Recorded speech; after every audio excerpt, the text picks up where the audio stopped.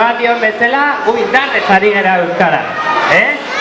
Han eta hemen, baserrixan, mendixan, nun gehiago? Fabriketan, ofizinan, eta eskolan.